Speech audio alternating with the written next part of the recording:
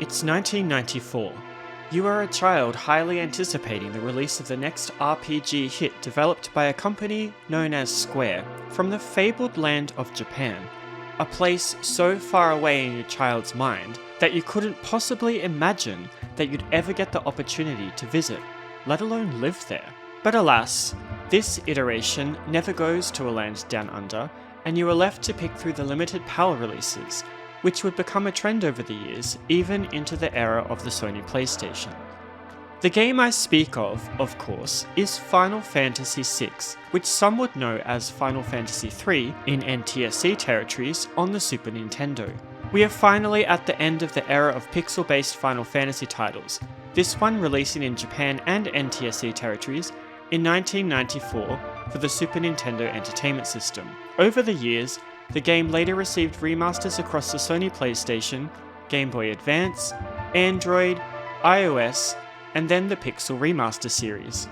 This game is very accessible these days, and can be played in a variety of ways.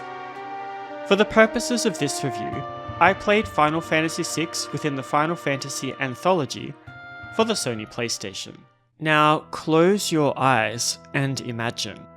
Ominous black thunderclouds caress dancing bolts of electricity that snake their way across darkened skies, blacking out the heavens beyond. As your view descends toward Earth, flashes of light fail to penetrate the black canopy, whilst a chorus sings out as inflamed words blaze across the screen. Final Fantasy VI. We are here, kids. Finally at the stage of the series that I first was introduced to as a child, when I saw it for the first time advertised in a magazine. Whilst I grew up in Australia and did not have access to this title innately, the advent of the internet and the development of emulators ensured that a 15-year-old boy struggling to find his place in the world could experience a story that, to this day, still resonates with so many. The game dispenses the theme of crystals, instead taking the series on its first step toward narratives that feature heavier science fiction elements and industrial periods, a departure from the high fantasy settings that we are typically used to seeing. In this fantasy, the war between science and magic is heavily highlighted, postulating that reason rules over the arcane. It also tells the age-old tale of how the remnants of war, and those associated memories, are so often forgotten by those who have not recently experienced the atrocities of the past. Are these mistakes from bygone days set to be repeated in a never-ending cycle? We are placed into the heels of Terra Branford, and treated to a scene of three machina making their way across a desolate, snowy field, whilst names of creators that we now all know and love appear across the screen. We soon learn that this green-haired woman is enslaved to an empire due to a crown of servitude placed upon her brow, which robs her of her agency. Her task is to subjugate the opposing force and make contact with a being known as an Esper that has been found in the mining town of Nash. One of the accompanying soldiers expresses disbelief that the Esper is still alive after a war that took place over 1,000 years ago. Deciding to approach the town from the east, the trio make their way into the fray of the resistance, mowing down any in their path with powerful abilities of synthesized magic. This opening montage thrusts the player into battle, however due to being in suits of armor known as Magitech, there is never any urgency or fear of losing, as you can steamroll all opponents. Even the first boss is a cakewalk, if you pay attention to the flavor text, and don't attack the shell when the mollusk is retreated beneath the sturdy veneer. Besides, those who played previous Final Fantasy titles should be well versed in the active time battle system, which again makes an appearance here, and I will cover this a bit later. Upon Terra meeting the Esper, a reaction occurs that kills her companions and destroys the slave crown that had forced her into a life of unobliging servitude. Awakening later in the home of one of their enemies, she is asked to decide about what she wants to do with her life and given a choice about which side of the conflict she wishes to pursue. Introduced to a thief, treasure hunter, by name of Locke, she decides to travel with him to meet the leader of the Returners, a resistance group opposing the rapid expansion of the capitalist empire. When visiting the castle stronghold of Figaro, we are also introduced to Kefka, an elite enemy magic soldier from the Empire, who from the onset shows the hypocrisy of his character when he commands one of his underlings to clean sand off his shoes in the middle of a desert. From here, the journey continues east until Terra meets with the leader of the Resistance.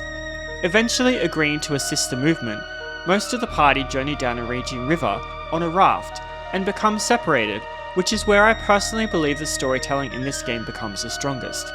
I felt that when the party is together, the characters are in service to the narrative, meaning that they don't have individual personalities about important events, rather being made to speak harmoniously with one voice of consensus. However, when they are separated and making their way back to each other, their individual arcs become more poignant and memorable. For example, I don't feel like Sabin's character would have been strong without this, and the same goes for Cyan. The characters are more powerful when they are isolated from each other, from a narrative perspective. The weakness of characters is also highlighted when you realise that there is no true protagonist. Any character can lead the battle party, meaning inevitably you will be playing with the characters that you most enjoy. For me, Sabin always led the fray, with other characters rotating in so that they could be leveled equally. In their fight to stop the expansionist empire and the whims of one opportunistic Kefka, inevitably the party are forced to step foot into many dangerous locations. Whether it be battling against local flora and fauna, or enemy soldiers, our group of heroes are always ready for what's to come with their unique abilities. As the team tread hostile ground, they may be pulled into random encounters that shifts the view from field to battle. Surprisingly, unlike previous Final Fantasy titles, the sprites used in the field are the same used in battle, keeping everything consistent. Typically, our allies will line up on the right with the enemy on the left. However, in some instances the party can be caught unawares and ambushed, pushing them to the left of the screen with their backs exposed, or a pincer attack, where they are caught in the middle with enemies on either side. There are front and back rows in battle formations which can be changed at command, though it is advised that spellcasters are put in the back row to optimise their defence. Just be careful that you're not caught unawares in an ambush, as this will force these characters to the front row, exposing their weakness. Battles are fought using the Active Time Battle ATB system, which was popularised from Final Fantasy IV. There are two modes to this, Wait and Active, though I used Wait as Active meant that enemies could take an unfair swing at you whilst you were stuck sorting through long lists of items and spells. Characters can attack, defend, use an item, or rely on their special ability, which is unique to each character. For example, Sabin has martial prowess that permits him to use a technique called Blitz.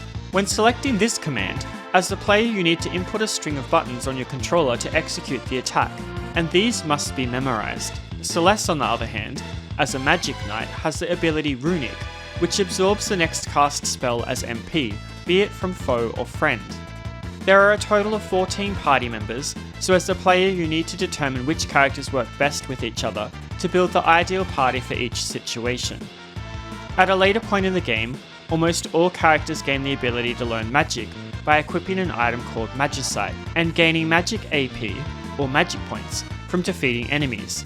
Some may argue that this means that all characters end up being the same, but their unique abilities cannot be shared with each other, meaning you can still have unique party setups. Equipment and relics also play a strong role in how a character performs in battle, with various pieces of equipment imparting different effects such as advantages against certain types of enemies, or siphoning their power based on your remaining HP.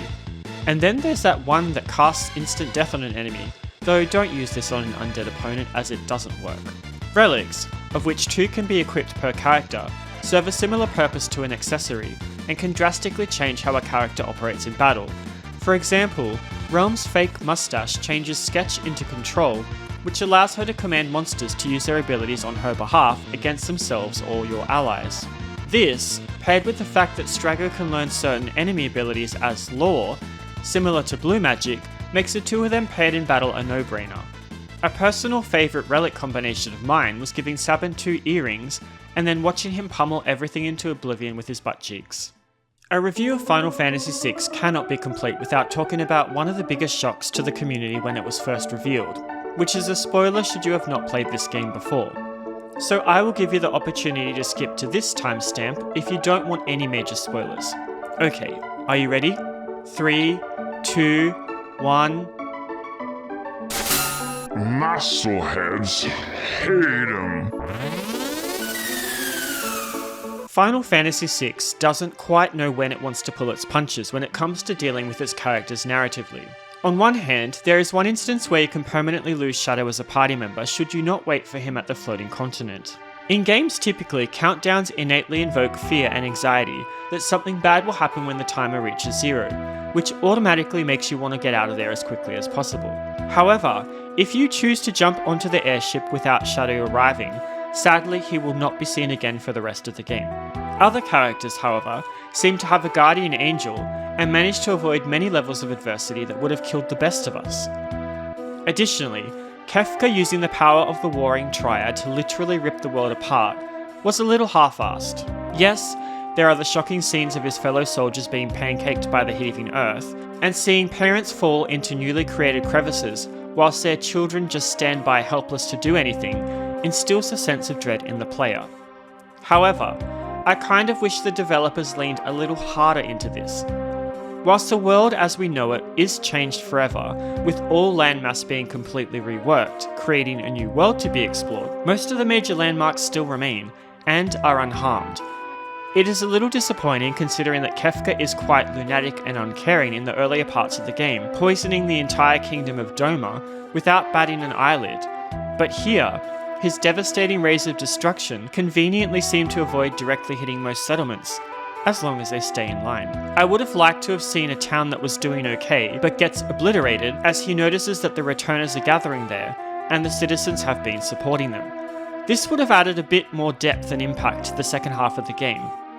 As it stands, only Moblers and Vector seem to show much impact from Kefka's influence, with most of the other towns and settlements remaining as they were before the Cataclysm, with some minor cosmetic damage. And yes, I know some settlements did rebuild, but it doesn't have the same effect for me. Whilst the first part of the game, affectionately dubbed the World of Balance, was about exploring the world and trying to stop the threat of the Empire, the second half, the World of Ruin, is about giving hope back to the world.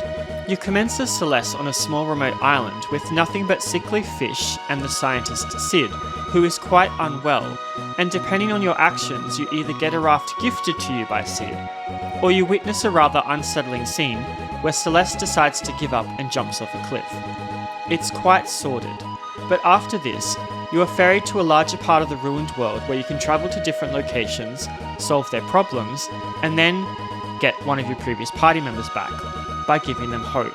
I did enjoy this aspect of scouring the world for your allies, and for other new ones that appear in some of the most unlikely of places, such as the insides of a giant sandworm, which by the way, personally was my favourite dungeon in the whole game. It was just so creative and I loved the throwback to Final Fantasy V. I also wanted to touch briefly on the other element of this game which makes it so memorable and was groundbreaking at the time, that being the opera scene. Final Fantasy VI's composer, Nobuo Uematsu, poured his soul into creating an opera scene that starred Celeste, replete with a score that features sounds synthesized to appear like that of an opera singer. This whole section, used to lure the gambler Setzer into kidnapping Celeste so that the party can gain access to his airship, is one of the most defining moments of the game, and really highlights how Square at the time were pushing boundaries in how the narrative of a video game could be told. I enjoyed how you get to play part in the opera by choosing the correct lines, and then later frenetically rush to put a stop to Ultros before he manages to make a pancake out of our lovely Celeste. I loved the battle music for this scene, which only plays in this part of the game too. It's just so fitting. The last point that I wanted to make whilst we're in spoiler territory is the problem that I have with the characterization of some of the male characters. Edgar, for one, is painted as a king who stepped into his role quite early due to the death of his father. However, despite being a wise ruler, and one that seems to be much loved by his people, he's also depicted as being a womanizer, which conflicts with the very nature of being a compassionate king, at least for me. Shouldn't he have grown out of the skirt chasing? The other character that can be considered problematic is Setzer, who the party understand is planning to kidnap the lead singer of the opera, Maria, in a bid to force her into marriage. So the party places Celeste into the role instead, to ensure that they can get a meeting with him and take command of his airship. When this plan goes along without any major hitch, and we end up on Setzer's ship, the party convince him to help them and accept him into their ranks. Following this, there is no remorse about his actions explored at all, and no explanation as to why he was kidnapping Maria, other than that he was infatuated with her and wanted to force her to marry him. This is just accepted by the party because he conveniently has an airship. I would have liked a bit more of an exploration of Terra and Celeste's characters and how they felt about Setsa's actions, and maybe a redemption arc for Setsa, which would be more than a pretty FMV scene of him looking cool by taking out mechs with a flick of his cards. When you're not worrying about the state of the world, there is a lot of side content to take part in, more so in the latter half of the game. Recruiting optional characters, taking out dragons that appear as super bosses, collecting magicite, and finding rare equipment to make your party stronger. One of the tasks, for better or worse, that I actually sank time into was turning the Cursed Shield into the Paladin Shield. This act commands that you take part in 256 battles with the Cursed Shield equipped to one of your characters. This will ensure that said character will be at an extreme disadvantage, with lowered stats, status ailments, and a doom timer that counts down from 45 seconds. I gave it to Sabin, threw a ribbon on him, and butt rushed everything into oblivion. Whilst it did take a while to grind out, the reward was well worth it, as it ensured that other party members had an opportunity to increase their level, and thus I wasn't later getting stomped by the enemies in Kefka's tower, which represented a huge difficulty spike, especially the enemies that were like Shadow, that kept throwing all their spare weapons at me. One thing that I didn't mention in my Final Fantasy V review, which I should mention here, is that if you're playing the Sony PlayStation version of the game, you will have to deal with longer loading times when opening and closing menus, as well as when entering or exiting battle. I didn't really mind this too much, but I do understand that time is money for some, and you may not have the same level of patience for this as I do. I thought it's best to warn you before you jump headfirst in, expecting a great game based on this review, only to be disappointed by this slight setback. It is worth noting though that this only seems to appear in the Sony PlayStation version of the game, so other versions you should be fine with. The characters were designed by Yoshitaka Amano, and this really shows from the lace and baubles that all the characters have on the outfits in the official artwork. I enjoyed that each character was unique and identifiable based on what they were wearing, no matter what angle or state they were shown in. Graphically, the locations look better than what they did in the previous title, with larger sprites and structures overall, and generally more detail. If I had to complain about the graphics, it would be that the same chipsets seemed to be used for a lot of the towns, meaning that there was no real way to distinguish which town you were in, without the helpful title card when you entered. I understand that this could have been a limitation of the system the game was released on originally, however I feel like there were some other titles that did this a little better, such as Chrono Trigger, Illusion of Time, or Terranigma. On the contrary, is the full motion video cutscenes that were designed specifically for the Sony PlayStation. I loved how the characters were displayed in Amano style, with orchestrated versions of the opera theme playing along to some of the key scenes. Though I am not quite sure where they got that Alexander blew up Kefka in the end, but cool I guess. Musically speaking, this game is inspired. It is very clear that Nobuo Uematsu tapped into the deepest reserves of his musical genius when you hear tracks such as those played during the opera and the final boss battle. Of all the tracks though, my favourite is Celeste's theme. It contains a leitmotif that also featured in the opera, which is very fitting considering that she mirrors the character of Maria. The way the track opens with a chaotic piano riff that calms to a quiet theme is emblematic of the confusion Celeste feels not only in herself as a woman experimented on by the Empire, who becomes the turncoat, but also her blossoming affection for one treasure hunter that may have stolen her heart. Final Fantasy VI remains as a masterpiece that transcends its era, offering a blend of gripping storytelling, memorable characters, and a soundtrack that stands as a testament to Nobuo Uematsu's genius.